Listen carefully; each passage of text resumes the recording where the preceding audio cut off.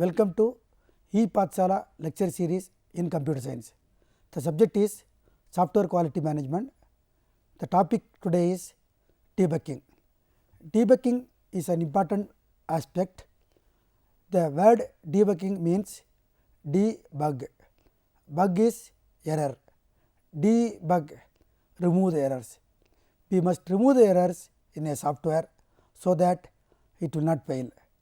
If you do not remove the errors, the software will be running for some time, it will fail. Then the reliability of the software becomes a question mark. If you want to enhance the reliability of the software, you must reduce the errors.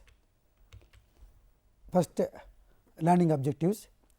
To introduce the role of debugging in order to enhance the software quality, to show the various ways of debugging, to provide an overall idea about defect identification and removal, to provide an idea about debugging tools. Now, let us come to debugging. In software development life cycle, we collect the requirements, we do the analysis, we do the design. After design, we do the coding, go for testing. Now, once you test your software, it will work for the input which you are giving. On the other hand, debugging is different from testing. It is done after testing. In the testing, we can find out in which module of the software there is a problem. On the other hand, in debugging, in which line of the program there is an error. So, finding the line of the program is more important than the area in which there is an error. Therefore, debugging is more rigorous than testing. A programmer must have knowledge about debugging. If he is able to debug his own program and he is able to debug the programs written by others, then he is an efficient programmer. It is necessary to identify the precise location of errors and to fix them. Debugging tries to find the location from where the error starts and how it was propagated from one place to another place, how it makes the software to fail, all that things should be understood only by debugging. Each debugging approach has its own advantage and disadvantage. I will tell you about two debugging approaches. When I do programming at laboratory for my students are writing small programs, sometimes 10-line program, 20-line program, 30, 40, 50, 100-line program, 200-line programs within a lab period of 3 hours or 4 hours. How much programs they are writing? It will be small in size only. In such a program, if there is an error, what we can do is, if it is 50-line program, we need not go for a debugger tool. We can give print statements. In between the statements, we can find out from which statement errors are coming. One way is, if it is a small program, after every group of statements, we can give print statements, we can find out the values of the print variables and find out from which variable mistake is coming, error is coming. On the other hand, if you take Turbo C or many interpreters, it provides an option to run the program one line at a time. You can do that also. If you are doing a project work, very big project work, there you cannot run the project one line at a time. For example, you take stress analysis programs written in mechanical engineering and civil engineering. Such a programs are running for hours together, maybe for a day. Every loop will be executed lakhs of times. Now, if you are going on pressing the key after executing each statement, if there is a loop with one line repetitions, you have to press the key 1 lakh times. For single loop, you are pressing this much time.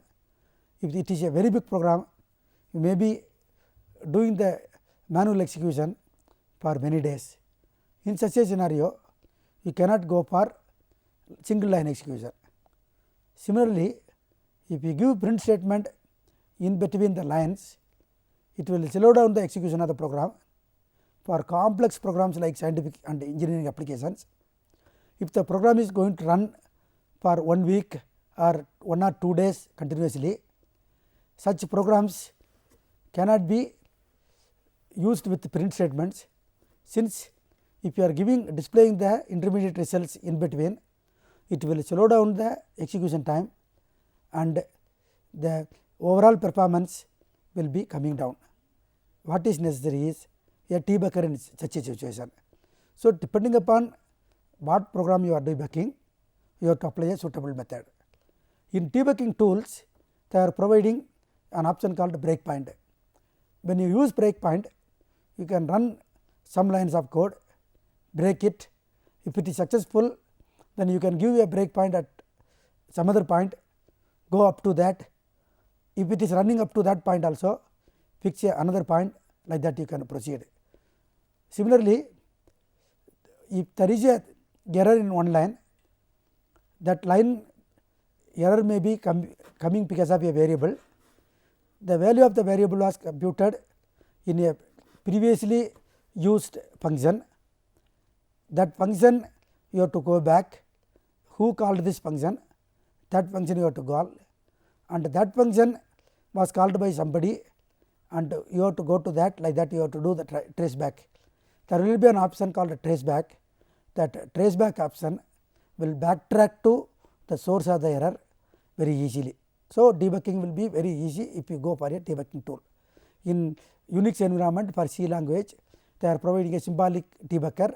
That symbolic debugger itself is providing a memory map. In the memory map, you can see all the variables and its variables, how values, how it is changing, all that details you can see online. So, that you can find out very easily how much time it is, where error is coming, how the program is giving wrong input, wrong output. Once errors are identified, it is necessary to identify the precise location of the errors and to fix them. Each debugging approach has its own advantage and disadvantage. Each is useful in appropriate circumstances. This is what I have explained. Many debugging methods are there. One method is brute force method. In the brute force method, try all combinations. Now, trying all the combinations is the least efficient method. For example, you are having a suitcase, number suitcase, you forgot the number to open the suitcase. The brute force method is you try with all combinations of key, it will take more time. In the cryptographic algorithms, brute force method of attacking is you want to decrypt the key, you want to find the key. Suppose an intruder wants to find the key using a ciphertext and the well known plain text. Some plain text and its ciphertext are available, but key is not available. He knows the algorithm, he can find the key using brute force method, but brute force method will take a lot of effort if the algorithm is not so complex or the key is not so complex, then we can do brute force attack and find the key. On the other hand, if the key is sufficiently very large and the algorithm is very complex, then finding the key with a known ciphertext is very difficult and the brute force attack is not possible. Now, brute force is least efficient method. Program is loaded with print statements, that is only I told different situations are needing different type of approach. In brute force method, you are trying all combinations. After each and every, at the end of each and every line, you give a print statement. If you are giving print statement and running the program, if it is a small program, for example, you are finding the factorial of a number, the number is 5, let us say, the iteration will be running for 5 times. When you give a print statement, inside the print loop, for loop or while statement, it will be printing the values 5 times. That 5 times is a small number, we can find it very easily. On the other hand, if n equal to 1000, the complexity goes. When n equal to very large number, then the print statement will increase the number of attempts to do the brute force attack. Therefore, printing the intermediate values is cumbersome if it is a very big loop having more number of variables and so on. And in the brute force method, why we are printing the values? We know what input we are giving, what output we expect, and how the computations are going on. We can validate the output by seeing the range. For example, you are finding some probability. Your aim is to find the probability, means it should be between 0 to 1. You are computing the total mark of students in 5 different subjects. If the total mark for each subject is 100, the total mark scored by each student in the 5 subjects should be between 0 to 500 only. We know the maximum mark is 500 in 5 subjects, the minimum mark is 0 in the 5 subjects. When you do the summation, suppose the values are more than 500, then it should be avoided. It may be done and tested. In testing, if it is tested with good values, the program may be working correctly. Suppose the data is wrong, then testing is not going to find. When you give wrong data, the program was correctly developed, tested. So, according to the program is correct, but when you give wrong data, the same program is going to give wrong values. That is why it is brute force method is not going to give results very fast, it will take more time. If you do not want to follow brute force method, you can go for line by line execution. That itself is also very difficult. At least brute force method, it does not involve manual intervention. If you go for line by line execution, more and more manual intervention is there, it will take more time. Therefore, it is not possible to do entering many times. Now, with the use of symbolic debugger, we can do debugging very easily. Symbolic debuggers get their name for historical reasons, since they use symbols to find the errors. Early debuggers let you see only the values from a program dump, code dump like that will come, from that we can see the value. But now it is possible to determine which variable printed that value, that also we can find if you use a symbolic debugger. Using a symbolic debugger, it is possible to find the values of different variables. Suppose you are doing matrix multiplication. When you do matrix multiplication, an array of, let us say, you are multiplying two arrays, two dimensional arrays A and B, and putting the result in C. For all the values in the first array, second array, first matrix and second matrix, you can print and see the values, and when you do the multiplication, we can see the intermediate values and see. This is a small program. When you go for inverse, larger program, when you solve a simultaneous equation using this, it is larger program. Like that, the complexity will be going on increasing. When you apply it for a engineering software, then the complexity will be more. Similarly, commercial software, when you do a testing of the commercial software and the testing is correct, you are having a correct software, but the data set is very large. When you run the correct software with a large data set, the data set is having errors in the data, then you will suspect that there is a problem with the variable. Now, the variable values, when you check, assume that you have 3 set of variables A, B, C. A is read correctly, B is also read correctly, but C was not read correctly.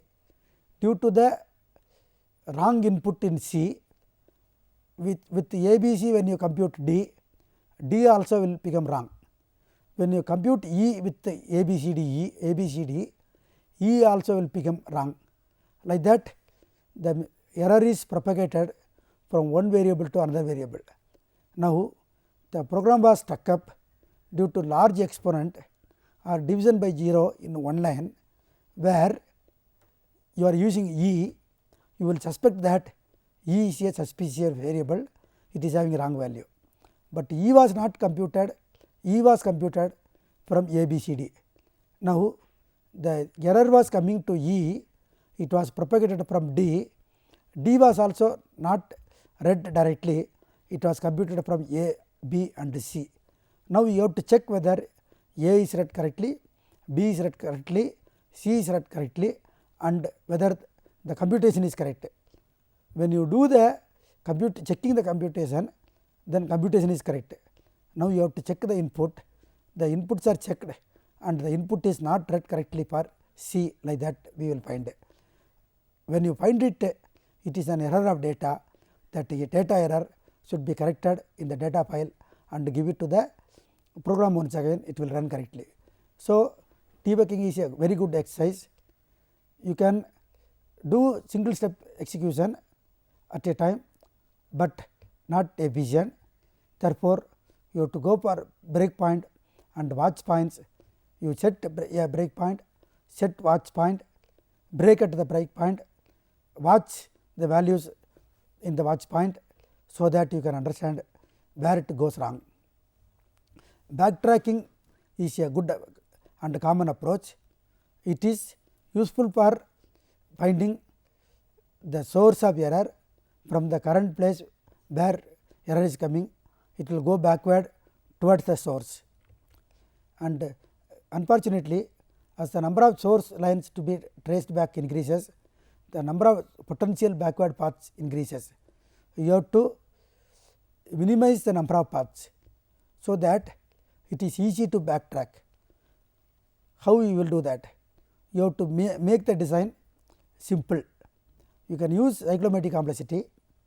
Using McCabe's cyclomatic complexity, if you reduce the number of paths starting from the start of the program to the end of the program, for example, the complexity can be 1, 2, 3 or 4, then it is easy to do the modifications.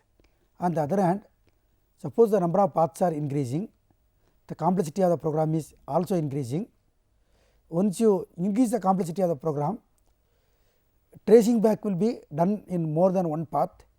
When you have n number of paths through which you are tracing back and going to the place from where the error was starting and propagating, then you have to analyze all the paths from where it can reach that place. It is a cumbersome and tedious job.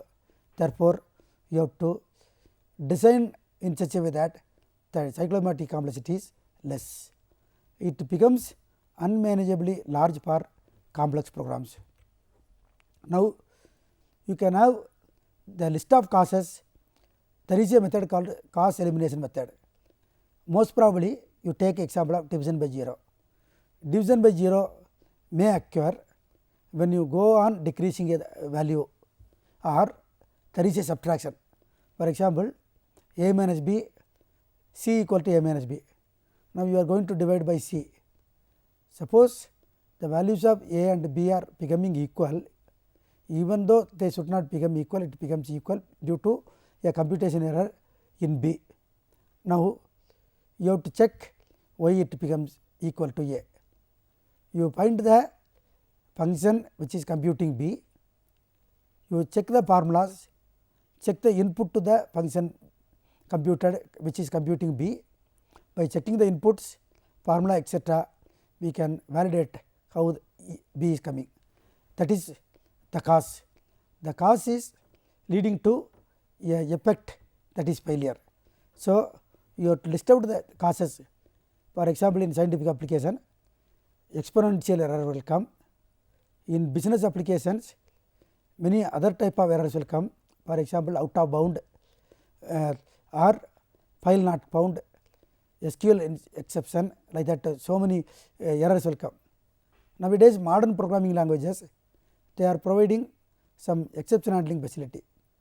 If you are a good programmer, you can handle exceptions here and there, so that the program execution will not be terminated up to the time it runs, it will run, it will give some output, you can analyze the output, based on the analysis of the output you can make a decision. Now, which causes are going to contribute to error symptom? You have to do testing for eliminating each cause, a related technique of identifying error by examining error symptoms. Another method is software fault tree analysis. You can draw a fault tree and understand from where it starts. This technique is also similar to backtracking only. However, the space is reduced by defining slices. In a fault tree, you are defining slices.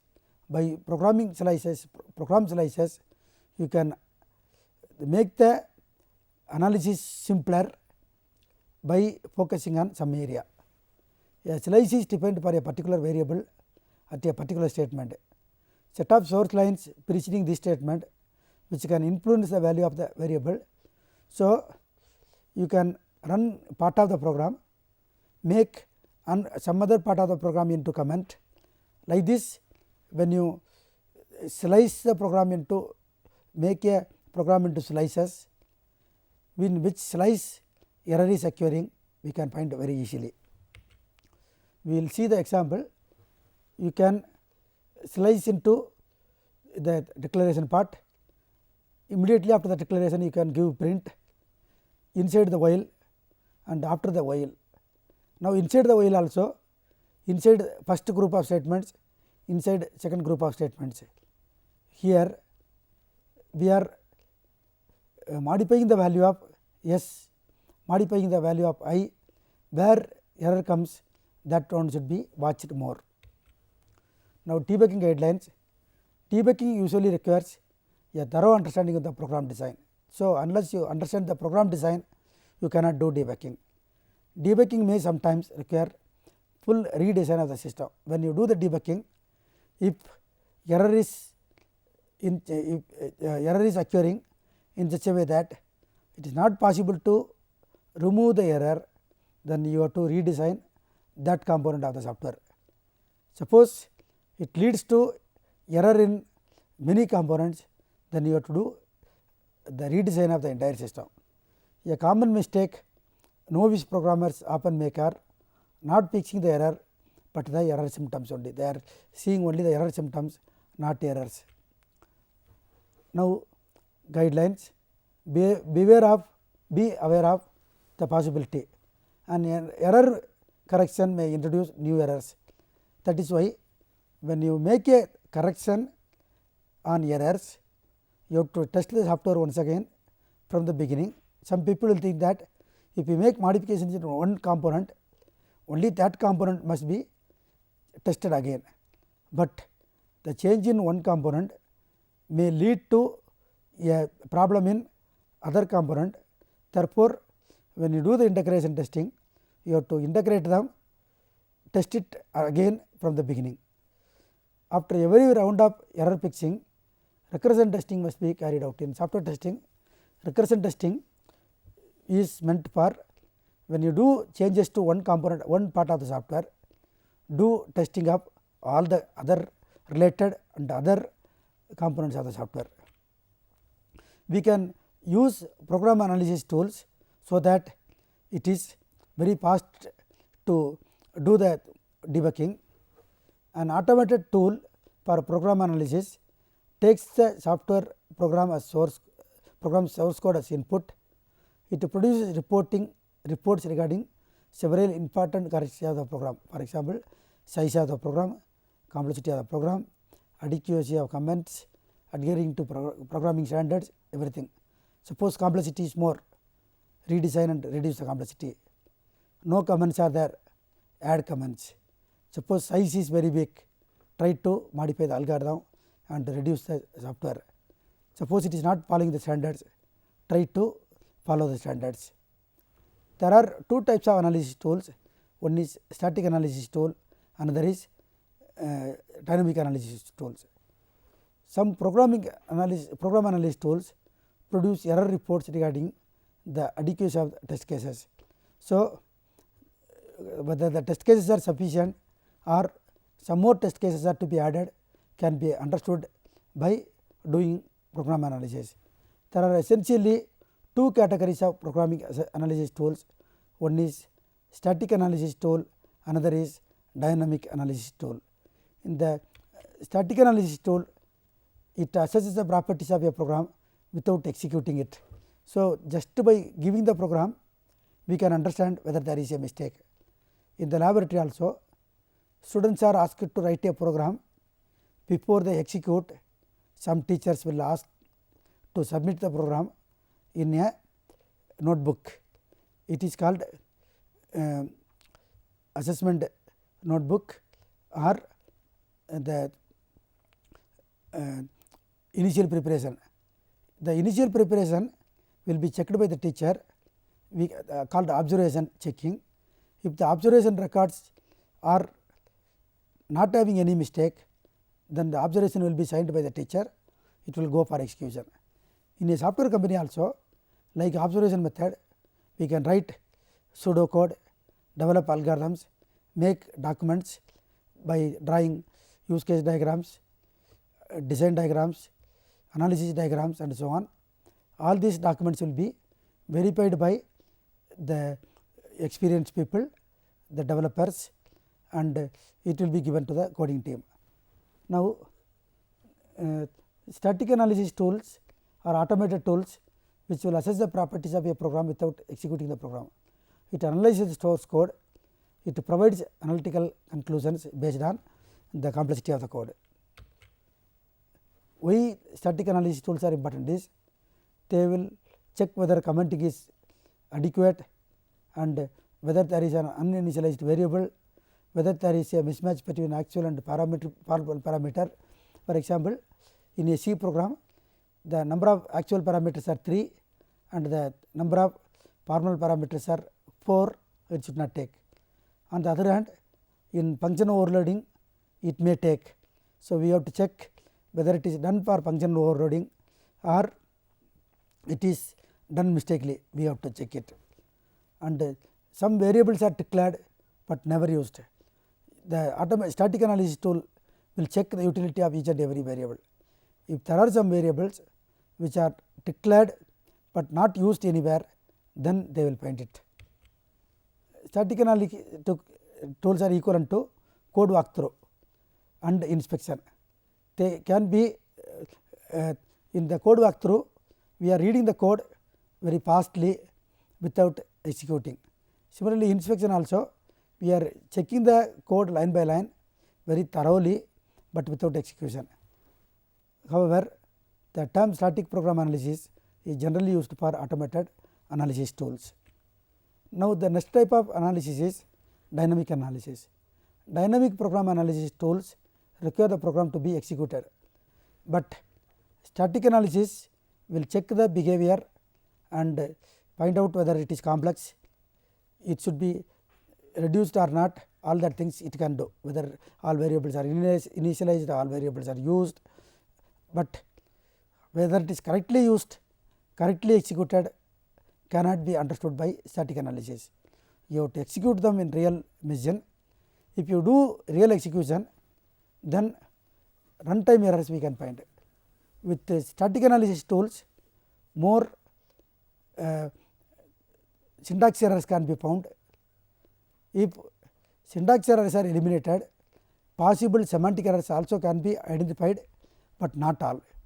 On the other hand, when you go for a dynamic analysis tool, it can find both the static errors as well as the dynamic errors. Therefore, it can produce reports suitably. Now, let us come to the conclusions. We have seen in this session about debugging. Debugging is performed only after testing. Testing and debugging are two different activities.